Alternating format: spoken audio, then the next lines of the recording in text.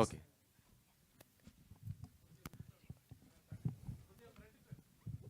శివ గారు sir congratulations. Thank you sir, thank you so much. రంగస్ రంగస్థలంలో రామ్ చరణ్ గారు కానీ, వీరసింహారెడ్డిలో బాలయ్య గారు కానీ లింగి మేము చూసాం. ఆ తర్వాత మిమ్మల్ని చూడటం ఆ, ఒక హీరో అలా భూతద్దం పెట్టుకుని అంటే కళ్ళజోడు ఆ లుంగి ఆ థాట్ ఎలా వచ్చింది మీకు అసలుకి? ఒక హీరో కంటే అలా యాక్సెప్ట్ చేస్తారనుకున్నారు అసలుకి? అంటే ఇనిషియల్గా చెప్పినప్పుడు ఒక విలేజ్ బేస్డ్ ఒక టౌన్లో జరిగే కథ అన్నారు. అప్పుడు నాకు డిటెక్టివ్ అన్నారు. ఆ డిటెక్టివ్ అనేసరికి సరే, యూజువల్గా మనం ఇమాజిన్ చేసుకునేది ఒక సూట్ ఇది అనుకున్న డిటెక్టివ్ అనేసరికి అప్పుడు నాకు ఆయన వచ్చి అన్నారు, లేదు బ్రో, ఈ డిటెక్టివ్ కొంచెం వేరు, ఈయన కళ్ళ జోడు లేకపోతే కళ్ళు కనిపించిన ఒక ప్రాబ్లం ఉంటుంది, లుంగి కట్టుకుని తిరిగే డిటెక్టివ్ అన్నాడు. ఇంత ఫ్రెష్ క్యారెక్టర్ ఒక హీరోకి ఎప్పుడు వస్తుంది అనిపించింది. సో ఇమీడియట్గా I wanted do the film sir.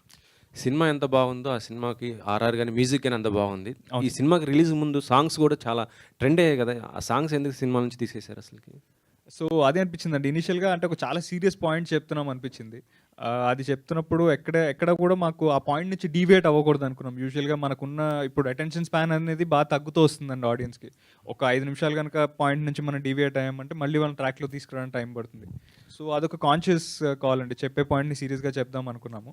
And director కూడా అదే అనిపించిందండి ఆయనకి, ఆ నెరేటివ్ అలా వెళ్తేనే బాగుంటుంది అనిపించింది. ఇప్పుడు హిట్ అయింది కదా, మరి అంటే యాడ్ చేస్తారా లేకపోతే ఏం చేస్తారు ఆ సాంగ్స్ని? యాడ్ చేద్దామా ఏంటి? ఆహా, లేదండి. కొన్ని సినిమాలు కొత్త వాళ్ళని కథతోనే చెప్పాలి.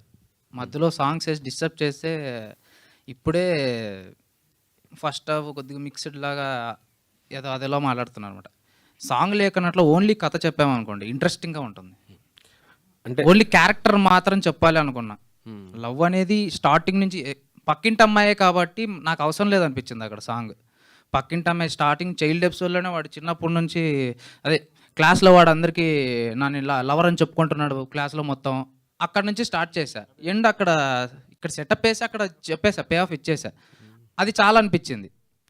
ఈ ఇంకా దానవం రివీల్ చేసేస్తున్నామేమో అనిపిస్తుంది కొంచెం ఎక్సైట్మెంట్. పర్లేదు, లవ్ స్టోరీ కదా, జనాలు అట్లీస్ట్ అదన్నా చూసే అంటే దానవులు కూడా ఒక అంశం ఉంటుంది, అది ఇప్పుడు కూడా ఉంది అనే ఒక థాట్ మీకు ఎలా వచ్చింది? నాకు తెలిసి ఏంటంటే సినిమాలు ఏదైనా కూడా దైవాంశంకి సంబంధించి ఇట్లా పాజిటివ్ వేలని చూపిస్తుంటారు, కానీ ఇలా దానవులు ఇలా రాక్షసులు వాళ్ళు కూడా ఒక వంశం ఉంటుంది, దాన్ని వృద్ధి చేసుకోవాలి అనే థాట్, ఈ థాట్ ఎలా వచ్చింది మీకు అసలుకి? అంటే బేసికల్గా నా ఉద్దేశం ఏంటంటే నేను భూమిని ఒక స్వర్గంలాగా భావిస్తాను. భూమి కోసమే గొడవలు పడతారు. ఆ భూమి మీద ఉండేది కొంతమంది రాక్షసులని వాళ్ళకు ఒక జాన్రా ఇచ్చేశారు, మనుషులని ఒక జాన్రా ఇచ్చేశారు. ఈ భూమి కోసమే గొడవ, కానీ ఇంకొకటి ఏదో ఉంది అంటే మనకి తెలియంది మనకు అవసరం లేదు, నాకు దీనికోసమే అని చెప్పేసి, భూమిని కోసం అని చెప్పేసి అంతే. పార్ట్ 2 మరి త్వరగా తీసుకొస్తారా, ఏమైనా టైం పట్టే అవకాశం ఉందనుకున్నారు? ఈ పార్ట్ పార్ట్ 2 త్వరగా తెస్తామండి. ఎందుకంటే ఇది చూసిన తర్వాత ఇమీడియట్లీగా పార్ట్ 2 కూడా చూడాలనేది ప్రేక్షకులకి అయితే కంపల్సరీగా కలుగుతుంది. సో ఆ కాన్సెప్ట్ ఎలా ఉండబోతుంది అనుకుంటున్నారు ఏంటి అసలుకి? పార్ట్ 2కి సంబంధించి హీరోలు మరి మొత్తం సేమ్ మొత్తం ఇదే ఉంటుందా క్రూ ఇట్లా, లేకపోతే ఇంకెవరైనా? అది యాక్చువల్లీ ప్లాన్ చేయలేదండి. పార్ట్ 2 అయితే ఉంది, అది ఇంకా రన్నింగ్లో ఇంకా రాయాలి. ఇంకా ఫస్ట్ హాఫ్ మాత్రమే అయింది, సెకండ్ హాఫ్ దీన్ని అవుట్ చూసుకొని దాన్ని కథ అయితే ఉంది, ఓవరాల్గా కథ అయితే ఉంది, దీని రిజల్ట్ చూసుకొని అప్పుడు చేద్దామని వెయిట్ చేస్తున్నాను. షఫీ గారి క్యారెక్టర్ సార్, షఫీ గారు మీరు ఇదివరకు చేసిన సినిమా అంటే ఛత్రపతి కానీ ప్రతి దాంట్లో మీ క్యారెక్టర్ డిఫరెంట్గా ఉంటుంది. ఇందులో ఇలాంటి క్యారెక్టర్ అసలు మీరు యాక్సెప్ట్ చేయటమే నిజంగా గ్రేట్. అది బయట ఏమని అనుకుంటారని ఫీల్ రాలేదు అసలుకి? థ్యాంక్ యూ అండి మీ కమెంట్కి. ఒక యాక్టర్ అన్న తర్వాత చెడు మంచి అన్నీ చేయాలి. యాక్టర్కి ఎలాంటి తారతమ్యత లేదు, అది నేను అలా భావిస్తాను. నాకు అలా ఏ క్యారెక్టర్ చేయడానికి కూడా సిగ్గు బిడియము అలాంటివి ఉండవు. అలా ఉన్నానంటే నేను ఎక్కడో ఆగిపోయాననేసి నాకు అర్థం. సో నేను కూడా అదృష్టంగా భావిస్తాను.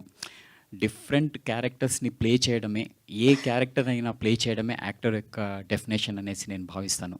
సో అలా ఇలాంటి నేను డిఫరెంట్ క్యారెక్టర్స్ కూడా ప్లే చేయాలని అనుకోను. ఏ క్యారెక్టర్ వచ్చినా దాన్ని నేను మనస వాచ కర్మన దాన్ని నేను నా యొక్క రెస్పాన్సిబిలిటీని నేను నిర్వర్తించాలనేసి అనుకుంటాను. ఐ థింక్ ఈ క్యారెక్టర్ కూడా నాకు పురుషోత్తం ఎప్పుడు గుర్తుంటారు. ఎందుకంటే ఈ క్యారెక్టర్ చెప్పినప్పుడే నాకు ఈవెన్ సెట్‌లో గూడా అరుణ్ కానీ, శివ కానీ, రాశి కానీ మేము ఒక సీన్ ఉంది అక్కడ మేరీ సీన్‌తోని మేము చాలా చాలా అప్పుడే చాలా ఎంజాయ్ చేసాము.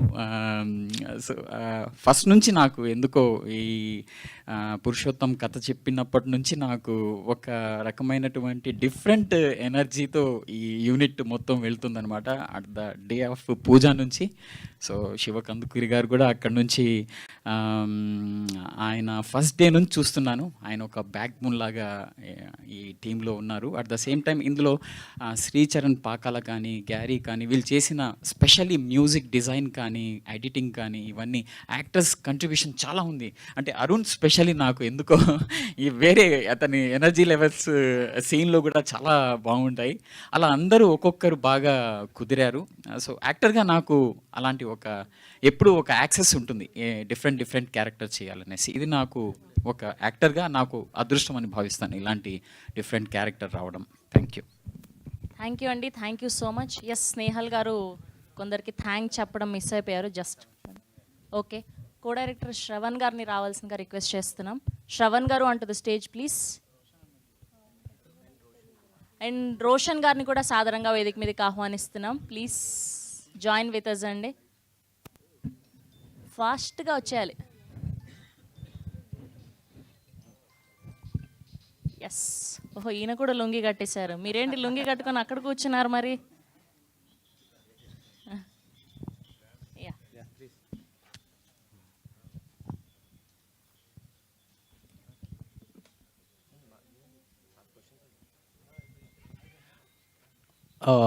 Shravan Garu, co-director, big thank you to you for supporting us throughout these 2 years. And thank you. Thank you Snehal గారు. Thank you to the whole team of Bhoothaddam Bhaskar Narayana running successfully. వెళ్ళి చూడండి, మీరు చూసి ఇంకో నలుగురికి చెప్పండి. కొత్త వాళ్ళు రావాలి, మంచి కంటెంట్ వచ్చింది, ఎంకరేజ్ చేద్దాం. Thank you so much for giving us this wonderful film. హడి కంగ్రాచులేషన్స్ వన్స్ అగైన్.